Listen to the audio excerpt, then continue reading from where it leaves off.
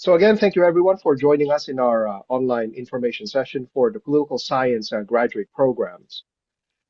Just a little bit of a Zoom uh, housekeeping. Just before we start, I'd like to acknowledge that UBC Point Grey campus is located on the traditional, ancestral, and ceded territory of the Musqueam people. And this is the land that is situated on a place of learning for the Musqueam people, who for millennia has passed down their culture, history, and traditions from one generation to the next on this site. And it's very important for us to acknowledge this. So a little bit of a Zoom housekeeping. So please turn off all microphones during the presentation to reduce the ambient noise. This information session will be recorded, but will only be distributed to prospective applicants who are unable to attend the session. And while we want to see your faces, please turn off your cameras during the presentation if you would like to remain anonymous. And at the end of the presentation, we will have a Q&A in where you can type it on the chat box, and we will be monitoring those questions so that we can answer some of them. So a bit of the agenda for today.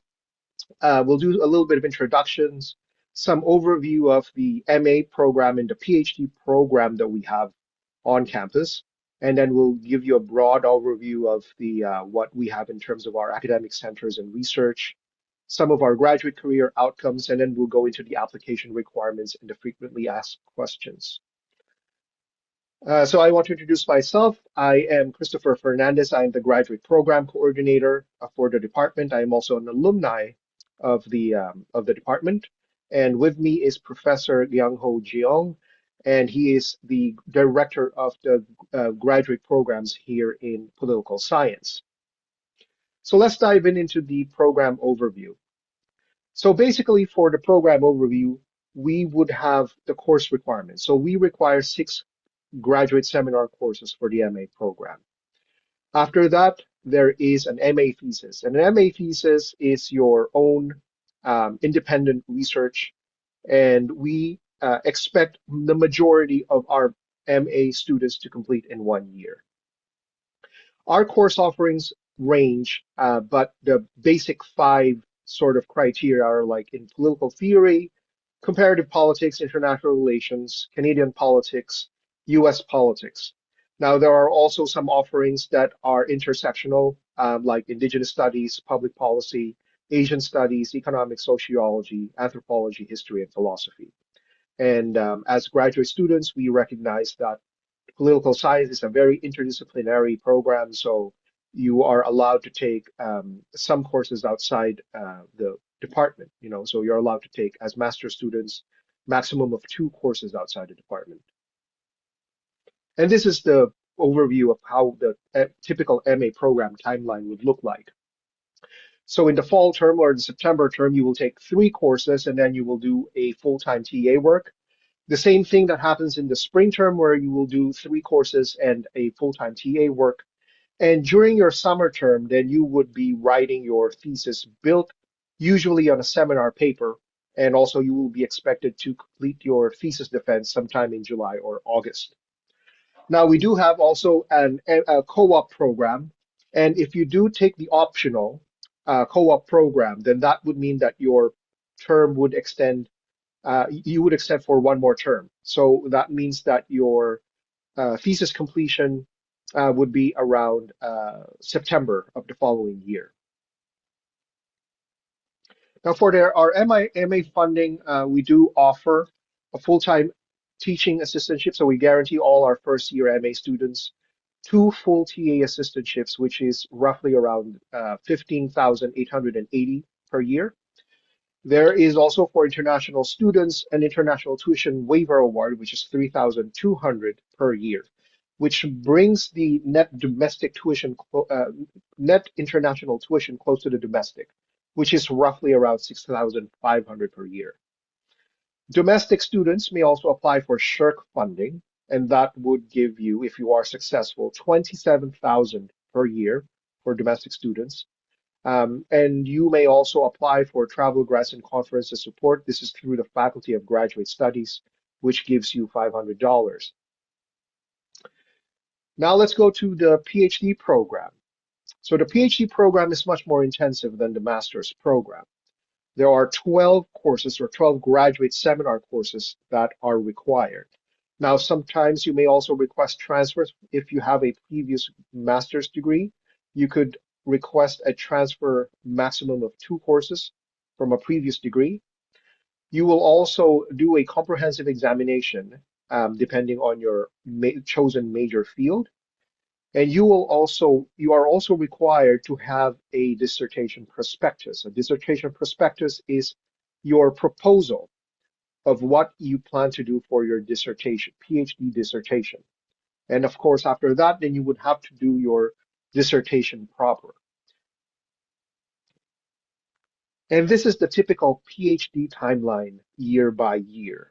So year one, we do expect you to have coursework and do some RA work. Now, as you will notice, in year one, there is no TA work.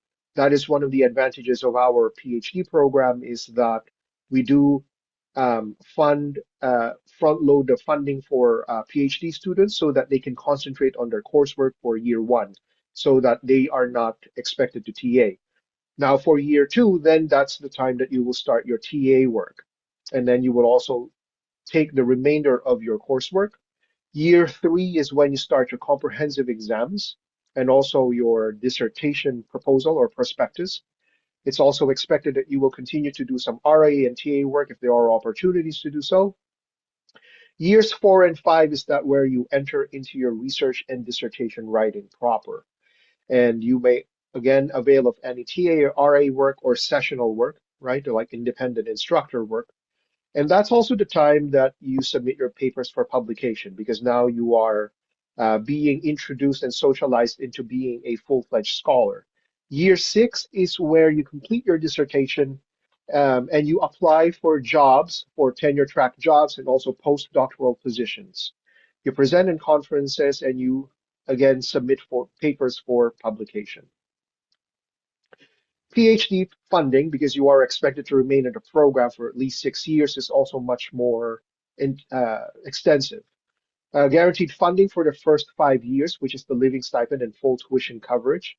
So that's roughly around, including the TA employment and RA employment, it's around 32,000 to 35,000 per year. You are also eligible for a partial funding and TA shifts and RA shifts in year 6. We do encourage all our domestic students to apply for tri-agency awards, which is the SSHRC, Social Sciences and Humanities Research Council, of which that will give you $40,000 per year. And you may also apply for conference travel and research support once you advance to candidacy. Additional funding for PhDs. As I mentioned, you could apply for dissertation research, fieldwork support, RA support, or survey work. You may also apply for conference attendance expenses. And we do emphasize the methods training for our PhD students. So that would be you take ICPSR or IQMR during the summer, and then we would pay for the cost for that. Now let's go to the outcomes. So our PhD outcomes so far for tenure track positions in Canada has also been very good. We've placed tenure track faculties in Toronto, Victoria, Simon Fraser University, Memorial University, McMaster, Winnipeg, York, Manitoba, Laval, Western Ottawa, and others. Also international placement, University of Michigan, Georgia Tech, Pittsburgh, Tel Aviv University, Dublin, Queensland, Sydney, University of Melbourne, Ritsumeikan University in Japan. So as you can see, I won't go through the rest of it. Our placements have been very successful. I think our average in political science is a little bit higher than the overall graduate studies placement. So we are quite proud of that. We also have non-academic placement outcomes because not all our PhDs want to be tenure track, right? And mostly all of these would be in government, like Health Canada, First Nations Health Authority, and also international organizations, the UN, and other NGOs in private sectors. Our MA career outcomes have also been very successful. Around 30 to 35% of our MA graduates, they do pursue a PhD, and we've placed them in Yale, Harvard, Duke University, sometimes University of Toronto. And around 30% of them do end up, of course, the majority obviously would be in government and policy related positions as junior analysts. And the rest of them would do NGO work or jobs in academic administration. And some of the related centers and institutes that we have would be the Center of Migration, Democratic Institutions, right? Excuse me, the Center of Asian Research. And this just gives you a sense of how interdisciplinary the program is, and that you would be supported in any of these areas of interest that you plan to undertake in your research. So as I mentioned, if you are a master's student, you are also eligible for an experiential learning or a co-op is what we call it, which gives you an opportunity for 4 months of paid work with an employer. And this is open to both domestic and international students. Again, all positions are paid.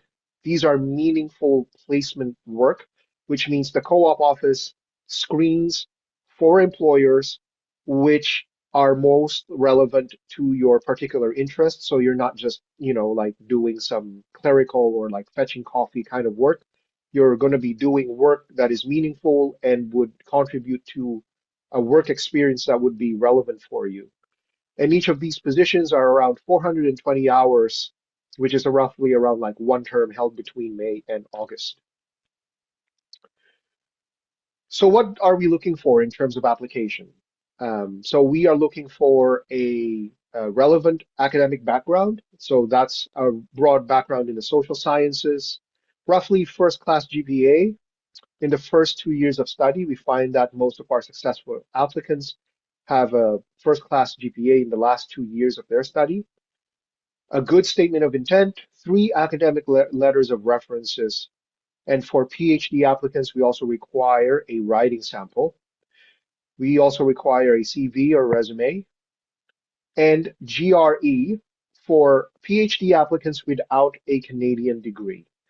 The GRE is strongly recommended but not required for MA applicants and other Canadian PhD applicants.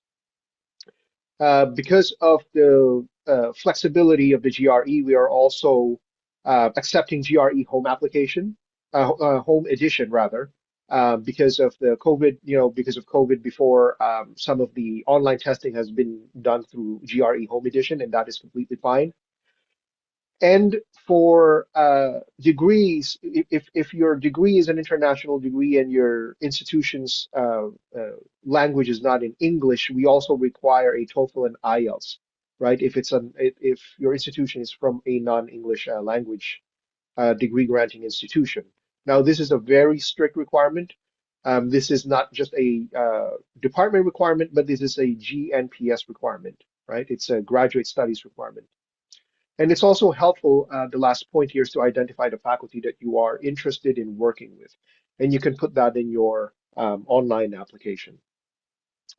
And again, a reminder of the application deadlines. If you're applying for PhD, it's a little bit earlier. That's December 15th. So that's going to be this year, 2024. And if it's for the Masters of Arts, it's going to be January 7, 2025. Now let's go for the frequently asked questions before we go to the question and answer portion, so that we cover a lot of these things that are frequently asked. So what do we look for as a successful application? We look for a good academic background. Now, even though if we look at all these things broadly in terms of social sciences, it's helpful to know the courses that have served you with helpful preparation for the program or research that you are undertaking, right? So it's important to emphasize that in your statement of intent. Say if you have like a background in history and you want to do something in theory, then it's helpful to know how does your history degree help you in, for example, your research interest in political theory. So I think I mentioned before the academic transcripts. As a general rule, we look for minimum first class standing in each of the last 2 years of study. I think what we find is that most of our successful applications are coming through those strong evidence of a GPA. Letters of references, we do require all three. All of them should be academic, and that is, it should be from an instructor that has taught or supervised you or researched your work. Now, if at some point you feel like you need to use a professional reference, you are welcome to do so, but as much as possible, it would have to be in the context that that professional reference can speak to your strength as a researcher in terms of your and also your writing skills, right? So what do we look for in a statement of intent? So we look for your personal and academic degree plans, right? Your background. What is your likely major field? What is your interest, right? And what are the types of research problems that most interest you? And if you are applying for MA and PhD, what is your overall goal? And most of all, why do you think the UBC is the most or the best fit for you to be successful in terms of your degree program? Now, if your GPA is a little bit lower than the minimum required for admission, you may also consider taking some ancillary courses at your local university to get that first class standing, at least to demonstrate your academic ability. It's also very important for you to spend time drafting your application of statement because this separates, when you're writing a good statement of intent, it gets the attention of the reviewer, right, of the committee that's reviewing your application. So it gets more attention. So spend time on that, do several drafts before you submit. Do you need a supervisor prior to applying? You can identify it, but you don't need to contact the supervisors prior to your application because you can do this in the online application. There will be a drop-down menu that you will be able to select who you wish to work with as your supervisor, and we will try our best to match you with that faculty. However, also remember that you are not committed to working with this faculty member once you arrive in UBC, because usually the supervisor assignment is crystallized midway through the program. Um, and so the selection of your final supervisor doesn't happen until much later. You may also look at faculty profiles to see what their large research interests are and also what their publications are. And I've put the link here below. So as I mentioned before, some of the application tips: write your statement of interest well, um, and also begin contacting your references now because we require 3 references, especially if they're academic references. You want to ask them as early as possible.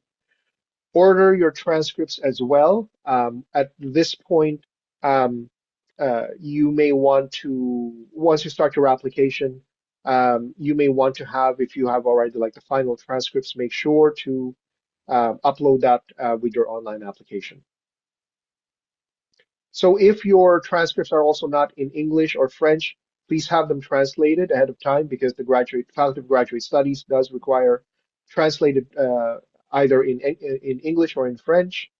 If you are also applying and writing the GRE, prepare well for the test, right? There's still a few weeks ahead of the deadline, and it's very important if you are taking the GRE to do well on that. There are plenty of resources online on how to do that. We don't specify any specific resource that you have to take.